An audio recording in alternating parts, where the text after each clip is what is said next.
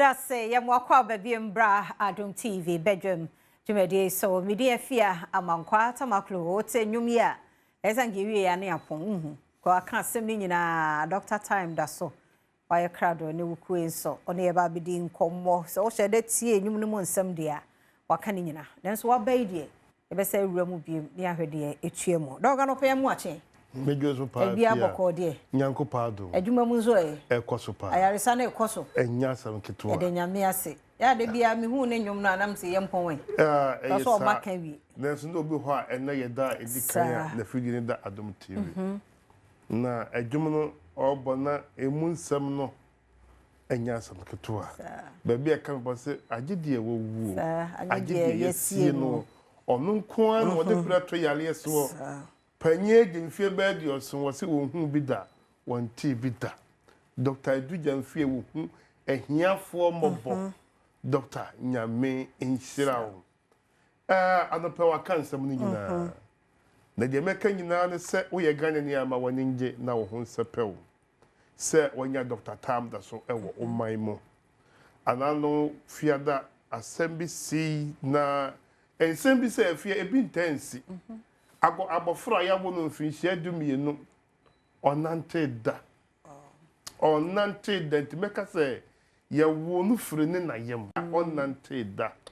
nanso obedi bosome baako na otwemienu wo medimafo no awurade adom ama akora yatimi asole anante ense musisi o diesi yakasa ye twani nyina beguti so a eya na ade baako metia eye makoma ya obesi ofa nipa na bedi adanse da bia meka me se afia se nipa nyina ani no kura ma awurade a menko a megina ma awurade me safri me kwara brem nyina de me kire ye obi a otwa nkontompo me ni nkontompo ani twaka na me de no kura fi me mofra se besi enne enya nwa se awurade de sa atumi wei ashemensa ade ba ko a menye bi da mentumi there's obi opebone ne betima ye se won sa obi ya de wakofa ne se bra na masaw ya de eso no me na edoso onyankopon adom Dr. Frasie kakra da bia meka me se obi a woni me se meka se wo mo wo nwe ene adweso patam ehwe bia was abrantie abrayi me shase de wine e de aduro bo machi me ton aduro wo fiefie mu finhia mienu before kwasa me betimi bekasa wo information center na aduro awurade ama me di free information center awurade ama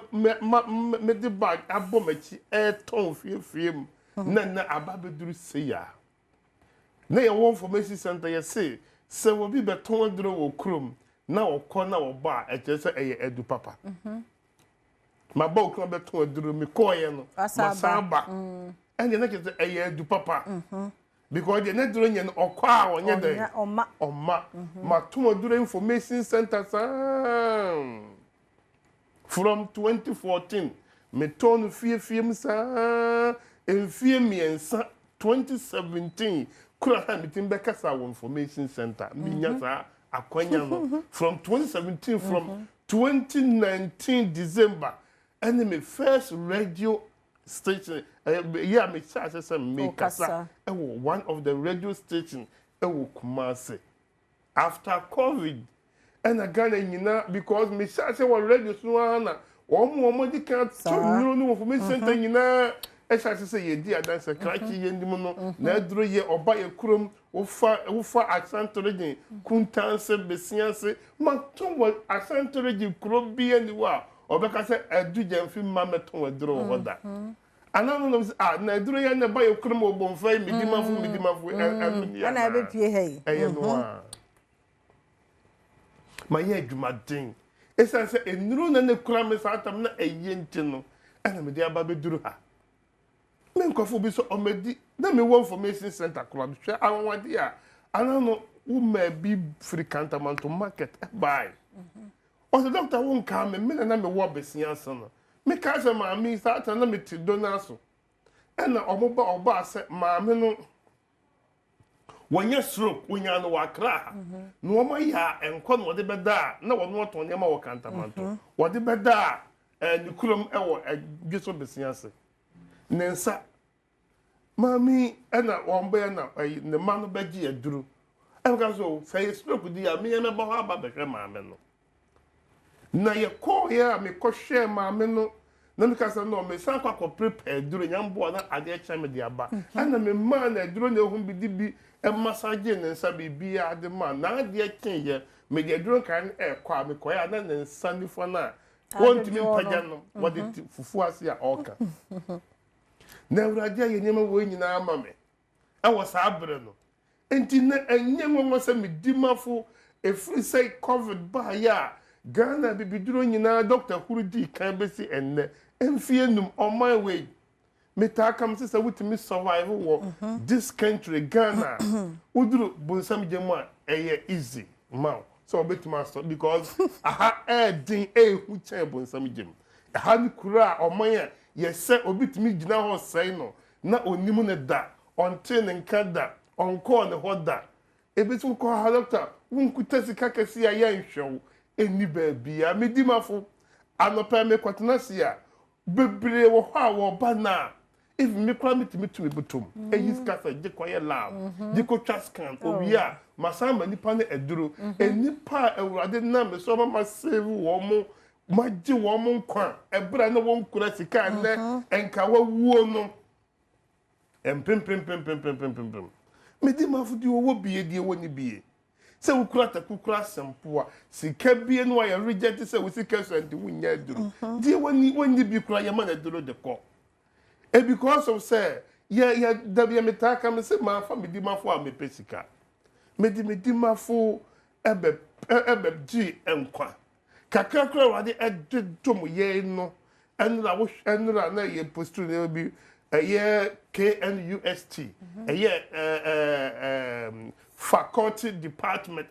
bia omu enkro na omu sua herbal medicine no omu dan bubui na omu ntimi nya bibia me na me kosisi ya enra school no fra me bom abatuma ye kopa ho ntuma ekire wiase nyina se we say doctor na enye herbal keke na wayo enima wode na me so eye no wo man Ghana mu no bebe okra ntimi fa me tudwa wa ha eye bebrebe enti nipa bi sei they me come say kwatre kwaso obe front ma tie ni din kwatre kwa no na me ka kire wo say enyi pa ye no o my Ghana mu kire nyame na afra doctor Edu Jemfi ejele pa me ka kire oyalefo bi a wayale ache na wada dem na kire na ni daso nyina asa ya kire anope woni ba bi a offer ni nyina say wa chinchin ache wananti ache enkrofo adada na che wa boka baba zo ne yare ne enko se onfo na nkere mo wo Medimafo Herbal Hospital Kumasi ye ebu akwa agogo anope wo matena se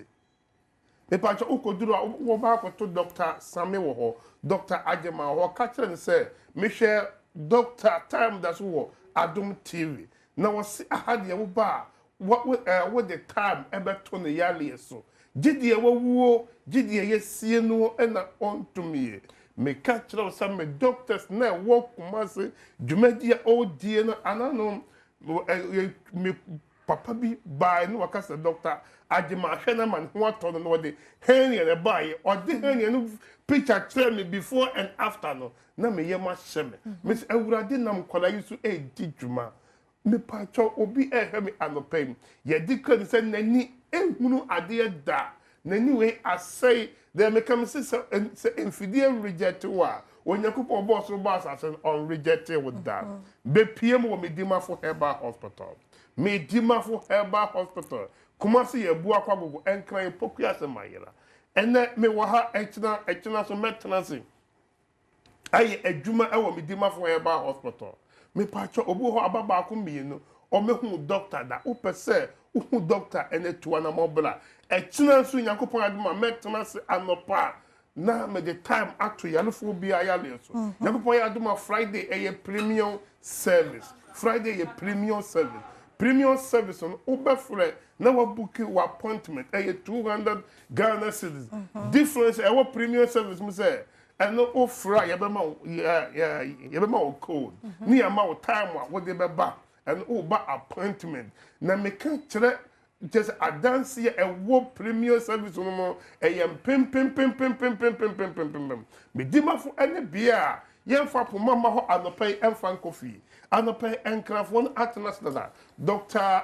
Wowusu Boaten watnase Dr. Yima atnase Dr. Abed so atnase obi biara o hwe me won kran ha ukoduro ka kense me hwe Dr. Time da so ewo Adom TV wo se fa time to me yale so gidi e wo ana yesini pa na embofure entimi fa time ento so anye de ema na wumui na yensiom na bi obi se mesisi mechika se mikotodwe mentimi nante mewidie mo hyehyeme wanya ka akwanhia wonamu abu wonsam na abuo wosisi na achia wo spinal cord obi se diabetes ni na ye de entetia case pressure entetia case obi se mekwada mentimi na wemu ye eniema kitinkitinkitinkiti wanya soro ko ano achia bepie mo Medimafo nansa wano no ebetere me ba jo wanya soro wada dem be mfihia mienu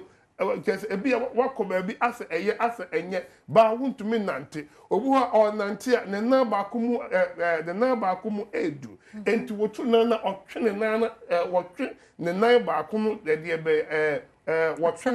ase anase ne na ka ekire me pacho obu ha ne nsa no mu edu enti ontumi mpaja ne nsa no me pacho sa niema wenti ana onyankopon esoma the nation doctor said obi biara obeyale no be pay ni actually Medimafo Herbal Hospital nyankopon Adom enkwagye ayaresa beye ne dia be piem echina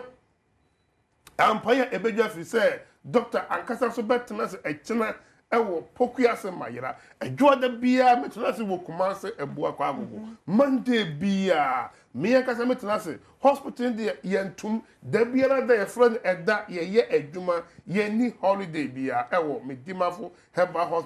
Hospital se bia ene ye holiday nti yenso ye nya adwuma ebi ni sa ho da bia ye adwuma ba kumase doctor ankasa tena se edwoda bia edigana hanyina wo eye Monday na pese wo doctor gise waba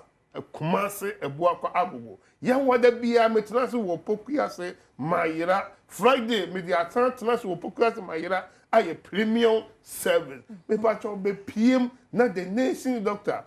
ni wo so okwa obetu doctors ni nyina de Onyankopon na me so eye no enkra so en ejes enkra kwampo bi kura ye ma no boro so ewo Medimafo Herbal Hospital ho be PM na yemfa ebre ento yale so obi hwe mi adopem oye bema no emfinhie dunie wone na yire ntimi hia eye 24 hours wone na yire betimi ahia obi nso hwe mi adopem oba opeba mesi Medimafo Herbal Hospital yepe ena yewo yepe na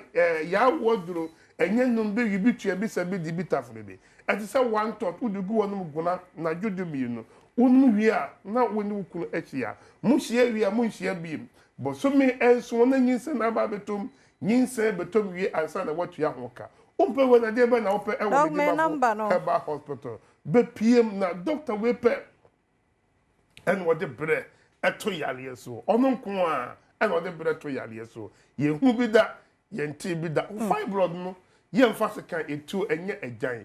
eye de eduro ye ma woduro ama no annane na wo wi a wo de aseda ama otumfo Nyankopon your number is 0244 774282 0500 727215 we ina ekọ Medimafo Herbal Hospital kumase ebua kwa gogo pokuase mayira enso ye enkra ka se ye ni branch bia afia mpacho ba ko pe doctor on say enkrobebre na wagana yet me hospital no bia ba ye on the 16th July ye koye ayaresa crusade e wotakwa okay crusade ye de ayaresa edi ye be PM takwa 16th July ama obi o wotakwa de patam bia eye SDA eye sa koye no SDA asole dem eye takwa central SDA Church 16th July yo any assembly no ho nti ye besa abomu biem ye da Dr. Time da so ase Mr. Friend number C wa moya ready and chess won't menye wo frɛ no a obeboa amapomoden pa aba afei Yem birthday celebrant no enie happy birthday nkoma Esther Asabia Ampon. Esther Asabia Ampon we free Dr. Time da so. And I always say Esther Asabia Ampon happy birthday. Eradinti na nimu nchiro na CDA ma empowanum. Onyo ohima fonsi mapon medwaso. Oma nkwatenten ya ahoden ewom. Happy birthday Esther Asabia Ampon. Happy birthday nkoma Adepa. Adepa wonkwaso. Eradin shira no onyo kese. Osise obeye kese pa nyini na beye kokoduro for free mama Benis ho. Ena ye wish your sister Sandy be a guy. Dina ye mama kakra ho aye too much. Aha mo. Nti Adepa no onyame shira na onyo kese. Happy birthday nkoma Apostle Eric Kwabena Chedie. Apostle Eric Kwabena Chedie. Onyame shira onyame nipa no onyo kese. We free Apostolic Church, the Apostolic Church. Ono na ye Nampanduri area superintendent, the Apostolic Church. Inti nyame shira na onyo kese. Pa happy birthday nkoma Equia Empress. Happy birthday Equia Empress. Erade enti na nimu nchiro na onyo kese from Prince. Eno de ma Equia Empress. Afe yankasa yen adie. Ujani nie. Happy birthday nkoma Mavis Avenyo. Fire Lady. Onkwaso ba onkwaso. Rade ntina ni mu nchire wakoma mu mpa ye rade nyama. Oma nkwa tenten ahodi wo mu nshira ewo mu team ni nyina. Ye wo show Fire Lady happy birthday. Ye ni jo ho papa. Ada brema kwan na ye dwumadi no ye de asie. Midi afia amankwa tamaklo sister Sandy bi oye guy oye krado dia hosepe etwaso.